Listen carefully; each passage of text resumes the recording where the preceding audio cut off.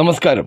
ആരോ വിഷനിലേക്ക് സ്വാഗതം. American president Donald ട്രംപിന്റെ ഏകപക്ഷീയമായ പ്രഖ്യാപനത്തിന് 5 ദിവസം കഴിഞ്ഞ് ഇടക്കാല വ്യാപാര കരാറിന്റെ രൂപരേഖ സംബന്ധിച്ചുള്ള സംയുക്ത പ്രസ്താവന ഇന്ത്യയും അമേരിക്കയും ചേർന്ന് നടത്തിയപ്പോൾ ആശയക്കുഴപ്പം ഇപ്പോൾ കൂടുതൽ മറനീക്കുകയാണ്. വ്യാപാര കരാറിന് റഷ്യൻ എണ്ണ വാങ്ങുന്നതുമായി ബന്ധമില്ലെന്ന വാദവുമായി കേന്ദ്ര വാണിജ്യ മന്ത്രി പീയൂഷ് ഗോയൽ മുന്നോട്ട് വന്നതിനോടൊപ്പം കരാർ പ്രഖ്യാപനത്തിന് പിന്നാലെ റഷ്യൻ എണ്ണ ഒഴിവാക്കാനുള്ള പ്രധാന ഇന്ത്യൻ കമ്പനികളുടെ നീക്കമുണ്ടായതാണ് ഇപ്പോൾ ആശയക്കുഴപ്പം വ്യക്തമാക്കുന്ന ഏറ്റവും പുതിയ വിവരം. കരാർ നൽകുന്ന നേട്ടങ്ങളെക്കുറിച്ചും പ്രതീക്ഷകളെക്കുറിച്ചും കേന്ദ്ര സർക്കാർ പറയുമ്പോൾ തന്നെ ഇതിൽ ഇന്ത്യയുടെ വിധേയത്വം തെളിയുന്നുണ്ടോ, ഇനിയുള്ള നടപടികളിലും US-ന്റെ അധീശത്വ നിലപാട് തുടരുമോ തുടങ്ങിയ ആശങ്കകൾ ഉയരുകയും ചെയ്യുന്നുണ്ട്. 1 വർഷം മുമ്പ് വരെ കുറഞ്ഞ നിരക്കിൽ ഇന്ത്യ കയറ്റുമതി ചെയ്തിരുന്ന പല ഉൽപ്പന്നങ്ങൾക്കും ഈ തീരുവ യഥാർത്ഥത്തിൽ കൂടുകയാണ് ചെയ്യുന്നത് എന്നടക്കമുള്ള പല പ്രത്യാഘാതങ്ങളും കരാറിൻ്റെ കാണാമറയത്തുണ്ടെന്നാണ് ഇപ്പോൾ ഏറ്റവും പുതിയ ആരോപണം. ഇതിലൂടെ ഇന്ത്യൻ കാർഷിക ഭക്ഷ്യോൽപ്പന്ന മേഖലയിൽ ആശങ്കയുടെ വിത്ത് പാകിയിരിക്കുകയാണെന്നും ചൂണ്ടിക്കാണിക്കപ്പെടുന്നു. അതുകൊണ്ട് തന്നെ ഈ കരാർ പൂർണ്ണമായും നേട്ടങ്ങളാണ് ഇന്ത്യക്ക് നൽകുന്നതെന്ന് പറയാനാവില്ല. US പ്രസിഡന്റ് നടത്തിയ നാടകീയ പ്രഖ്യാപനത്തെ തുടർന്ന് കേന്ദ്ര സർക്കാർ കഴിഞ്ഞ ദിവസങ്ങളിൽ നടത്തിയ വിശദീകരണങ്ങൾ വേണ്ടത്ര തൃപ്തികരമല്ലെന്നും ഉപരിവിപ്ലവമാണെന്നുമാണ് പൊതുവെയുള്ള വിലയിരുത്തപ്പെടൽ. റഷ്യൻ എണ്ണ നേരിട്ടോ പരോക്ഷമായോ വാങ്ങില്ലെന്ന ഉറപ്പ് നൽകിയെന്ന് ചൂണ്ടിക്കാട്ടി ഇന്ത്യക്ക് ബാധകമായിരുന്ന 50% പകരം തീരുവ ശനിയാഴ്ച മുതൽ US 25% കുറച്ചിട്ടുണ്ട്. അടുത്ത ആഴ്ചയോടെ അത് 18% വീണ്ടും കുറച്ചേക്കും. എന്നാൽ റഷ്യൻ എണ്ണ വാങ്ങുന്നത് നിർത്തിയെന്ന് കേന്ദ്ര സർക്കാർ ഇതുവരെയും പരസ്യമായി പറയാത്തതും സംയുക്ത പ്രസ്താവനയിൽ ഇത് സംബന്ധിച്ച പരാമർശമില്ലാത്തതും ദുരൂഹമാണ്. അതേസമയം ഇന്ത്യൻ ഓയിൽ കോർപ്പറേഷൻ, BPCL തുടങ്ങിയ കമ്പനികൾ റഷ്യൻ എണ്ണ കമ്പനികൾക്ക് ഏപ്രിൽ മാസത്തേക്ക് ഓർഡർ നൽകുന്നത് മരവിപ്പിച്ചുവെന്ന വിവരമാണ് ഇപ്പോൾ പുറത്തു വന്നിരിക്കുന്നത്. ഇന്ത്യ ഏതെങ്കിലും തരത്തിൽ റഷ്യൻ എണ്ണ വാങ്ങുന്നുണ്ടെന്ന് US-ന് ബോധ്യമായാൽ ഒഴിവാക്കിയ 25% പിഴത്തീരുവ പുനഃസ്ഥാപിക്കാൻ അവകാശമുണ്ടായിരിക്കുമെന്ന വ്യവസ്ഥ അതീവ ഗൗരവമുള്ളത്. റഷ്യയിൽ നിന്ന് എണ്ണ നേരിട്ടോ അല്ലാതെയോ ഇറക്കുമതി ചെയ്യുന്നത് നിർത്താൻ ഇന്ത്യ പ്രതിജ്ഞാബദ്ധമാണെന്ന വിവരത്തിൻ്റെ അടിസ്ഥാനത്തിലാണ് പകരച്ചുങ്കം കുറയ്ക്കാൻ തീരുമാനിച്ചതെന്ന് കഴിഞ്ഞ ദിവസം അമേരിക്ക പുറത്തിറക്കിയ എക്സിക്യൂട്ടീവ് ഉത്തരവിൽ പറയുന്നുണ്ട്. ഇന്ത്യയിൽ നിന്നുള്ള തേയില, കാപ്പി അടക്കമുള്ളവയ്ക്ക് US-ൽ പകരം തീരുവ 0 പീയൂഷ് ഗോയൽ പ്രഖ്യാപിച്ചെങ്കിലും ഇത് US ഇന്ത്യക്ക് മാത്രമായി നൽകിയ പുതിയ ഇളവല്ലെന്നതാണ് യാഥാർത്ഥ്യം.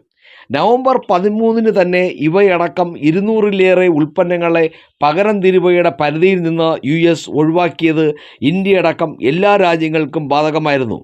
കർഷകരെ ദോഷകരമായി ബാധിക്കുന്ന ഒരു ഉൽപ്പന്നത്തിനും തീരുവളവ് നൽകിയിട്ടില്ലെന്നും ഇന്ത്യ കൃത്യമായി ഉൽപ്പാദിപ്പിക്കാത്ത കാർഷിക ഉൽപ്പന്നങ്ങൾക്കാണ് തീരുവളവ് നൽകിയിരിക്കുന്നതെന്നുമാണ് കേന്ദ്രത്തിൻ്റെ വിശദീകരണം.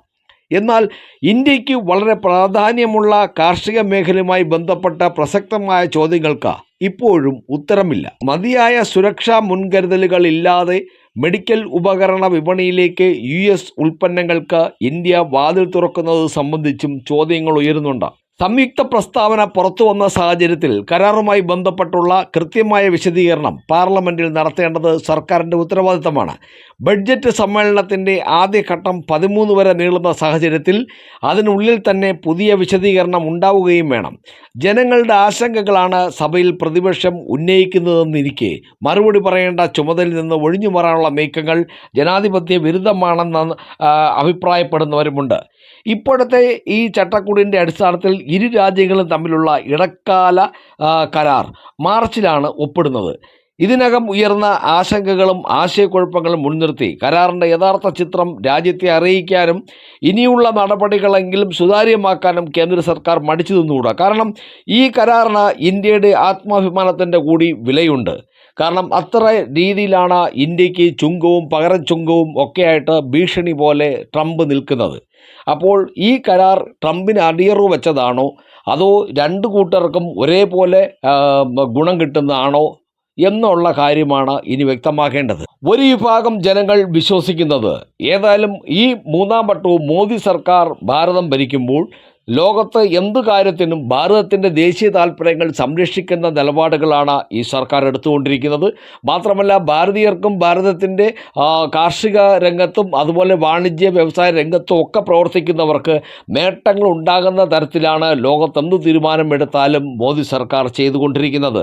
അപ്പോൾ ഒരിക്കലും ദേശീയ താൽപ്പര്യം ഹനിച്ചുകൊണ്ടുള്ള നടപടിക്ക് ഈ സർക്കാർ മുതിരില്ല എന്ന് തന്നെയാണ് ഏവരും പ്രതീക്ഷിക്കുന്നത്. കാരണം അങ്ങനെ തന്നെയാണ് നമ്മുടെ നരേന്ദ്രമോദി ഇന്നുവരെയും പ്രവർത്തിച്ചു കൊണ്ടിരിക്കുന്നത്. ഏറ്റവും വലിയ ദേശസ്നേഹി ആരും ചോദിച്ചാൽ ഒറ്റ ഉത്തരമേ ഉള്ളൂ, അത് മോദി തന്നെയാണ്. അതിനപ്പുറം മാത്രമാണ് ആരും എന്നും നമുക്ക് പറയുന്ന രീതിയിൽ അദ്ദേഹം പ്രവർത്തിച്ചു കൊണ്ടിരിക്കുന്ന വ്യക്തിയാണ്.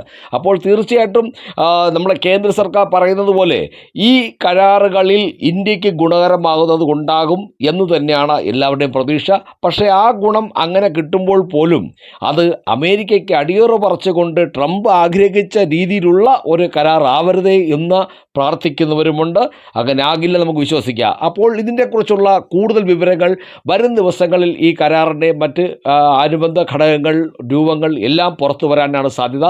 അപ്പോൾ മറ്റൊരു വാർത്തയുമായി വീണ്ടും കാണാം. നന്ദി, നമസ്കാരം.